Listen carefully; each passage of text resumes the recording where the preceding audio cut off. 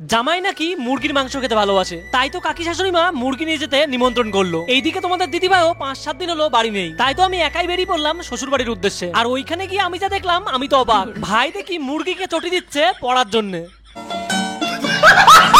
ঘড়ির কাটায় এখন সকাল, ও ঘড়ি নষ্ট, যাই হোক সকাল 7:30 মতো বাজে। আর আমিও আমার গাড়িটা এবং বাজার করার ব্যাগ নিয়ে বেরিয়ে পড়লাম। এত সকালবেলা বলে কোনো দোকানই ঠিকঠাক খোলেনি, একটা দোকান খোলা পেয়েছিলাম, সেখান থেকেই এই দুটো জিনিস নিয়ে নিলাম ভাইটার জন্য। তারপর আবার গাড়িটা নিয়ে বেরিয়ে পড়লাম। আর মনে মনে ভাবছিলাম শ্বশুর বাড়ির কাছে হওয়ার এই একটা মজা, আর সেই মজা নিতে আমি বেরোবো আর গেট পড়বে না, এমন তো হতেই পারে না। আমার মতো অভাগা আর কেউ আছো নাকি যে বেরোলেই গেট পড়ে? অবশ্যই কমেন্ট করে জানিও। তারপর বাইকটা নিয়ে চলে আসলাম শ্বশুর বাড়ির সামনে। আর এটা আমার কাকি শাশুড়ির বাড়ি। আর এই যে বাচ্চাটা দেখতে পাচ্ছ, এটা হলো কাকি শাশুড়ির ছেলে, আর এর নাম মনু, যে চকলেট এবং ফ্রুটিটা পেয়ে কতটা খুশি দেখতেই পাচ্ছ। আর এই বাচ্চাটাকে একবার আমি বলেছিলাম, জীবনে যদি বড় হতে চাও স্তরে স্তরে বইয়ের উপর ভর দিয়ে তোমাকে বড় হতে হবে। বেচারা বিষয়টাকে বেশ সিরিয়াস নিয়ে নিয়েছে।